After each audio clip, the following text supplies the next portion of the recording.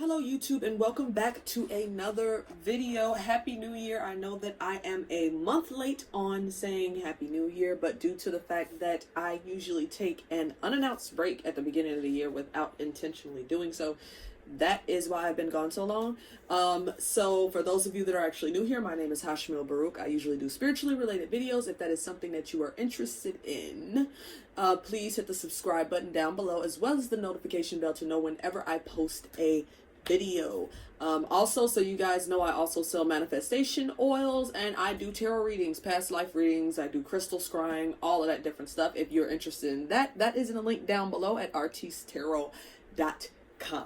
So today's video has actually been something that has been long awaited for myself personally, due to the fact that I wanted to make sure that I had all the correct information to provide you with for this specific topic. But it has been something that I have been talking heavy about amongst friends and people that I meet, because I feel like it is something that needs to be talked about, that it is very important to spirituality. So what is it that I am going to be talking about today? Today I'm actually talking about vibrations and frequencies and why exactly it is so important in spirituality, as well as even if you're not into spirituality and you stumble upon this video, how important it is to religion itself. So what exactly is vibrations and spirituality? So vibrations and frequencies are actually around about the same thing. You know, you hear people say only good vibes and things like that. Of course, it's a catchy saying and things like that, but it's actually a lot deeper than that. So everything on this planet actually carries a vibration or a certain frequency. Now, this actually ties into the ringing ears video. I'm going to leave that down below too, because a lot of people have been looking that up. So I'm going to make sure that I kind of link that just in case you need more information on that. Right. So anyways, when it actually comes down to the entire planet, it comes to emotions, when it has to do with animals, when it has to do with other plants, all of these things carry a certain vibration and a certain frequency. So I bet you're wondering why exactly I'm actually bringing this up. So when it actually comes to frequency and vibrations, a lot of this is actually very tied into meditation. So when you meditate, those of you that have seen that particular video, your ears will begin to start ringing. The reason they start ringing is due to the fact that your vibration has been risen, and that makes it easier for you to connect to God, to connect to angels and things of that nature, because your vibrations have been brought up. So mind you, angels and demons are actually higher spiritual beings. Now, I threw demons in there as well due to the fact that even though they are demons, they were at one time godly angels, right? So they still are a higher vibration than us as human beings. So when you actually talk about demons and things of that nature, their vibration is, yes, lower than a godly angel, but it is still a higher vibration. So let's actually talk about what exactly is the vibration of a normal human being. So I actually did the research for this, so I'm really excited about this, you guys. So the human body actually resonates at 62 to 78 megahertz, okay? So that is someone, we're just going to say, that does not meditate and do things like that. They're just out there living life, right? So the cold and the flu is 57 to 60 megahertz. Disease resonates at 58 megahertz. And you are receptive to cancer at 42 megahertz. Also, for those of you interested in this, I'm going to leave the link down below so you can check that out. So death actually begins at 25 megahertz. So all of this is actually basically the frequencies of things that kind of happen to a lot of people in everyday life, especially like regular cold and things like that, right? So mind you, this is actually scientifically proven, when it actually comes down to stress. So stress is actually a lower vibration. So mind you, it has been proven that if you are under a huge amount of stress, that this can actually lower your immune system and make you more susceptible to sickness. So this is actually going right in range with that. So mind you, that it actually gets deeper than this. So when you're talking about emotions, so things that are of high emotion, we're talking about happiness, joy, gratitude, praise. So I'm bringing all of this up due to the fact of this. Okay, let me actually say this before I go any further. So when it actually comes down to church, in church when I was growing up, I was always under the impression that it was the case that people were given gifts by God in order to see angels and demons and people that had passed on and things of that nature, right? So the thing is that besides the fact, I'm not trying to say that God does not gift people, mind you. God definitely gifts people. He's a giver, right? So the thing is that when you're looking at people that are pastors, evangelists, prophetess, prophets, and things like that, the thing is that they are people that are heavily anointed due to the fact that they continuously participate in prayer, which technically can be considered a form of meditation, especially if you're doing it for a long time. They are people that are fasting. They are people that show huge amounts of gratitude and praise towards God. So all of these different things will actually raise your vibrations and allow it to be easier for you to actually speak directly to God when your vibration is higher. So now that I'm actually telling you this, you're probably like, okay, well, how the hell can I actually raise my vibrations in order to be able to speak to God, to actually get answers, to receive answers and things of that nature? And I'm actually about to tell you about that right now. When it actually comes down to raising your vibration, there are quite a few things that you can actually do to raise your frequency or your vibration, basically the same thing. And when it actually comes down to it, meditation is one. So meditation, when you sit down and clear your mind, you're actually able to raise your vibrations. Now, if you want to get deeper and you start practicing japas, japas is actually an excellent way to actually raise the vibration, your frequency of your human body, due to the fact that japas are actually chants that are chanted in repetitions with mala beads, which I am going to do a video on mala beads too. But the thing is that with these chants, they are done in Sanskrit, right? Now, there is actually a big reason that it is done only in Sanskrit when you do these repetitions. So when you do it in Sanskrit, it actually carries a particular vibration that actually resonates with the whole body as well as the chakras that are in the body. Mind you, chakras are at a certain vibration as well. This is why we have things such as sound healing and things like this, because the sounds can actually resonate with like your heart chakra, your third eye, your throat chakra, your solar plexus. All of these things can actually be healed through sound. So when you actually do these japas and you're making these sounds while you're actually meditating, it actually helps to heal that particular chakra, and it will in turn raise your vibrations, and you'll have a higher vibration, and that's when your ears start ringing. So now that you know all of that info, those are actually not the only ways to do it. Of course, you can do things such as yoga. Yoga actually does raise your vibrations. That's still technically a form of meditation, but it can raise your vibrations. Besides that, I wanted to dig into some other things that can actually raise your vibration. So we're going to talk about food. So with food actually carries a certain vibration. Each particular food that we ingest on a daily basis actually has certain vibrations. So when you're actually talking about animal food, so anything that is a dead animal actually is the lowest on the plane of food frequency. Am I saying that right? It has the lowest frequency compared to any other food, a dead animal.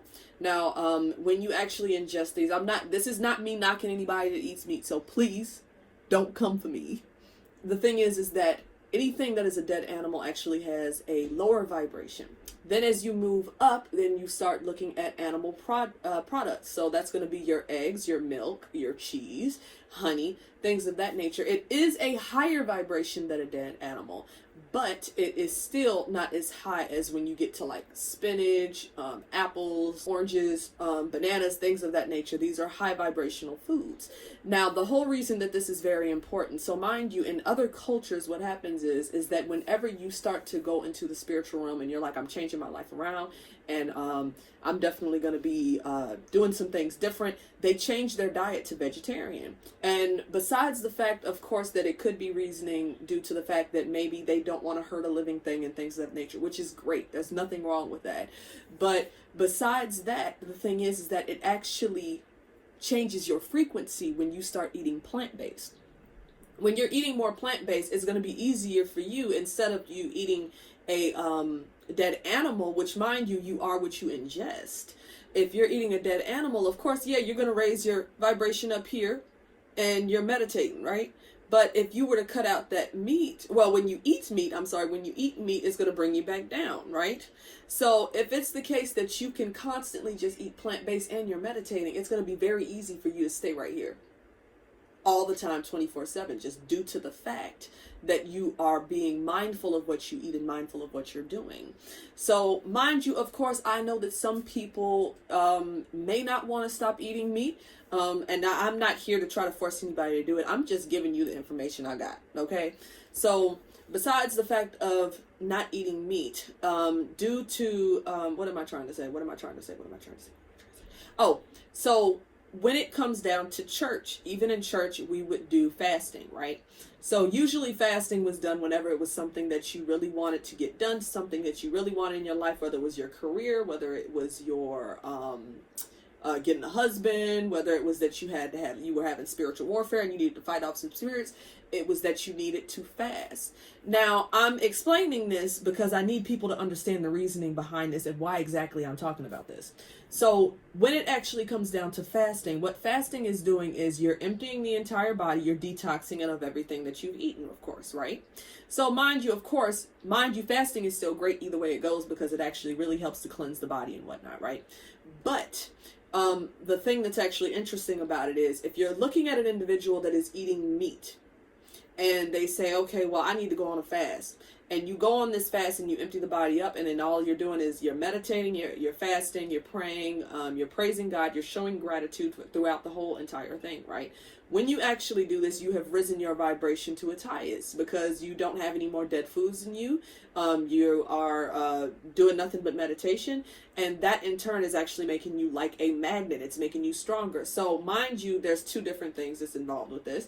When you are to the point where you've risen your vibration that high, it's very easy for you to attract more things into your life. That's just how it works. You're able to command whatever it is that you want a lot easier because your vibration is higher. And then when it's the case that you have spiritual warfare, you are able to fight against lower vibrational beings because now you outweigh them.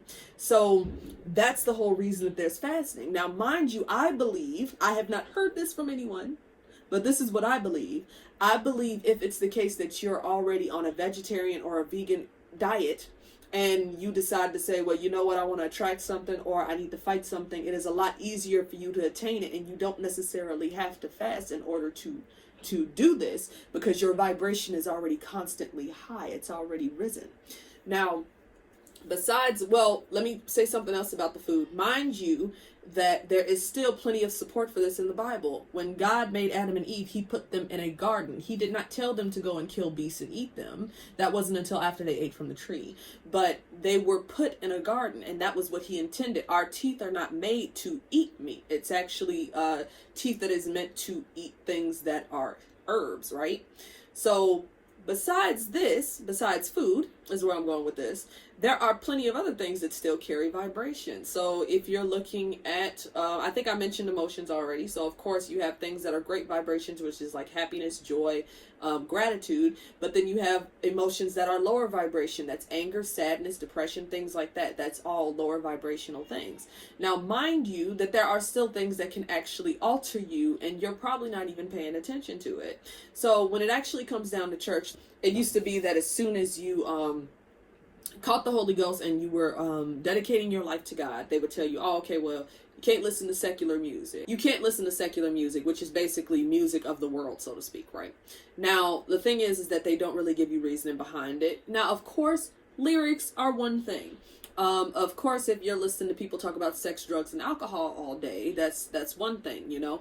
But one thing that you have to realize is music actually carries a frequency. Instruments carry a frequency and all of that. And this can actually alter your vibrations as well.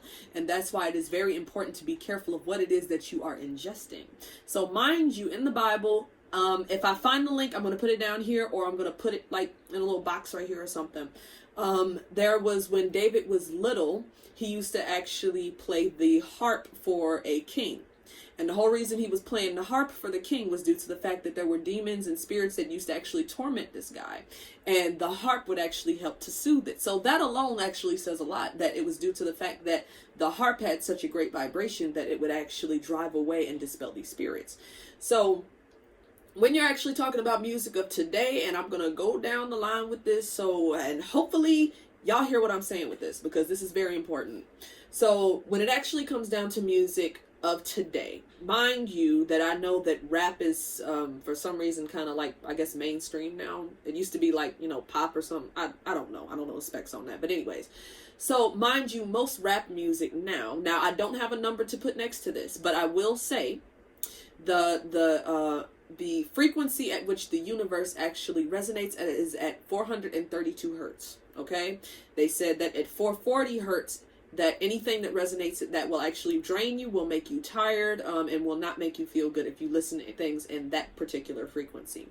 Now, moving on.